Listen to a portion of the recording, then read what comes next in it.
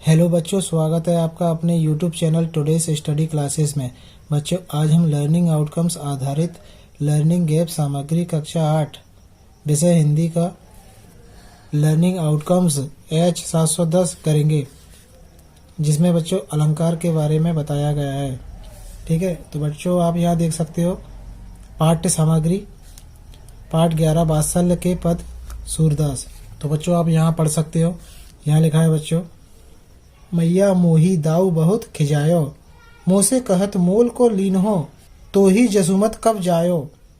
ठीक है, और बच्चों अगली लाइन है, कहा कहो यही रिस के मारे खेलन हो नाही जात, पुनी पुनी कहत कौन है माता को है तुम्हारो तात।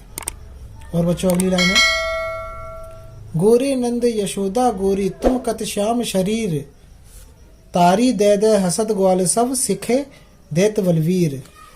तो बच्चों आप ये पढ़ सकते हो। ठीक है, तो चलिए बच्चों इसके अंतर्गत हम वर्कशीट नंबर 1-2 करते हैं। तो बच्चों हम वर्कशीट नंबर 1 करते हैं। बच्चों यहाँ लिखा है, रिक्त स्थानों की पूर्ति कीजिए। इसका पहला प्रश्न है, काव्य की शोभा बढ़ाने वाले तत्व खालिस्तान कहलाते हैं। तो बच्चों यहाँ आएगा अलंकार। ठीक है, काव्य की शोभा बढ़ाने वाले तत्व अलंकार कहलाते हैं। और दूसरा है बच्चों, अलंकार का अर्थ है, अलंकार का क्या अर्थ है बच्चों? आभूषण है। और इसका तीसरा पॉइंट है बच्चों, अलंकरोति इति। तो बच्चों इसमें आएगा अलंकारः। ठीक है, और चौथा पॉइंट है बच्चों इसका, अलंकार के 2 प्रकार। तो बच्चों हमें अलंकार के 2 प्रकार बताना है। तो बच्चों इसमें पहला है शब्दालंकार और दूसरा है अर्थालंकार। ठीक है, अब बच्चों इसका दूसरा प्रश्न करते हैं, चारु चंद्र की चंचल किरणें खेल रही थी जल थल में। तो बच्चों इसके हमें प्रश्न के उत्तर देना है, शब्दों के प्रारंभ पंक्ति में किस वर्ण की आवृत्ति है। तो बच्चों यहाँ शब्दों के प्रारंभ में चा वर्ण की आवृत्ति है। ठीक है, इसका दूसरा प्रश्न है बच्चों, काली घटा का घमंड घटा। तो बच्चों हमें इसका प्रश्न का उत्तर देना है, कविता में कौन सा शब्द 2 बार आया है। तो बच्चों यहाँ घटा शब्द 2 बार आया है, तो हम यहाँ लिख सकते हैं घटा शब्द 2 बार आया है। ठीक है, कनक कनक ते सौगुनी माद कथा, अधिकाय पंक्ति में कौन सा शब्द 2 बार प्रयुक्त हुआ है। तो बच्चों यहाँ कनक कनक शब्द 2 बार आया है। ठीक है, तो इसका उत्तर कनक कनक होगा। रहीमन पानी राखिए बिन पानी सब सून, पानी गए ना उबरे मोती मानस चून। दोहे में रेखांकित शब्द का अर्थ मोती मानस और चून के लिए क्रमशः किस अर्थ में प्रयोग हुआ है। तो बच्चों यहाँ हमें बताना है, मोती के लिए क्या शब्द है, मानस के लिए और चून के लिए क्या शब्द है। तो मोती के लिए चमक या आव। ठीक है, मानस के लिए मान सम्मान और चून के लिए अस्तित्व। ठीक है बच्चों, तो चलिए बच्चों हम इसके अंतर्गत कुछ और प्रश्न करते हैं। जैसे कि बच्चों अगला प्रश्न है, पीपर पात सरिस मन डोला का क्या अर्थ है। तो बच्चों इसका उत्तर है, पीपल के पत्ते के समान मेरा मन डोला। ठीक है, तो चलिए बच्चों अब वर्कशीट नंबर 2 करते हैं।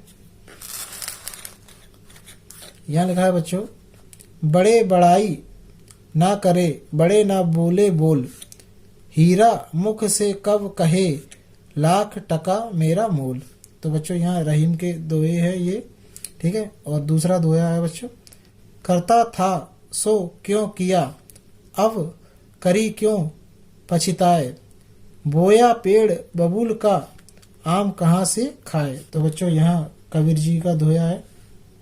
ठीक है, तो बच्चों अब इन दोहों को पढ़कर निम्नलिखित प्रश्नों के उत्तर लिखिए। तो बच्चों हमें कुछ प्रश्नों के उत्तर देना है। जैसे कि पहला प्रश्न है, बड़े लोग कौन सा काम नहीं करते।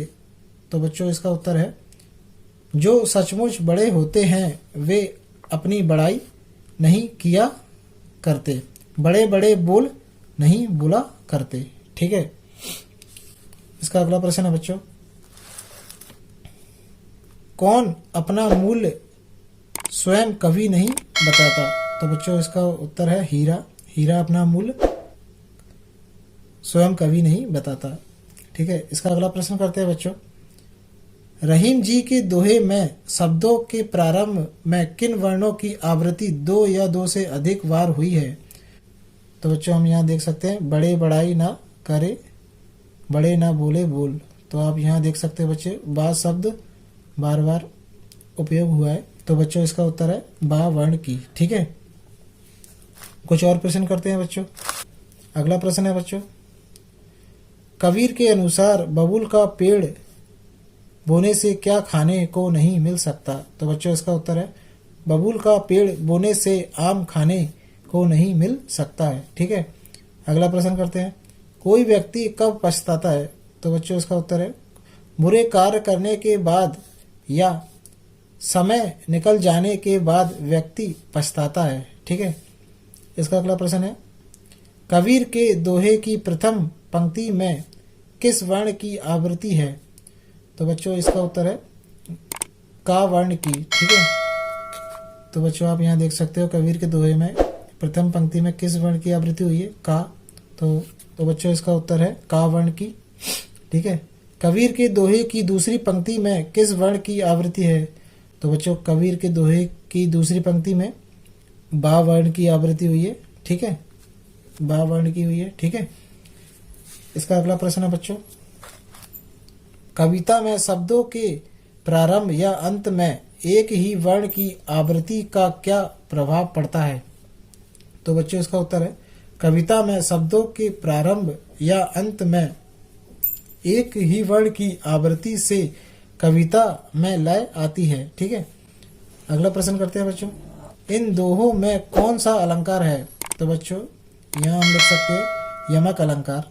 ठीक है, इसका अगला प्रश्न करते हैं बच्चों, अनुप्रास अलंकार की परिभाषा लिखिए।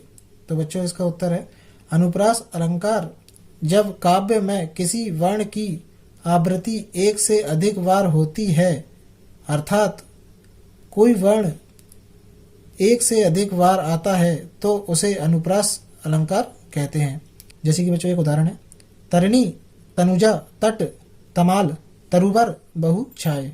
ठीक है बच्चों आशा करते हैं कि आपको वीडियो पसंद आई होगी। बच्चों लर्निंग आउटकम्स आधारित लर्निंग गैप सामग्री कक्षा 8 की सभी वर्कशीट को पाने के लिए चैनल को सब्सक्राइब कर दीजिए। और बच्चों आप यह वीडियो अपने दोस्तों में भी शेयर कर सकते हो ताकि वह भी ये वर्कशीट कर सके। धन्यवाद बच्चों।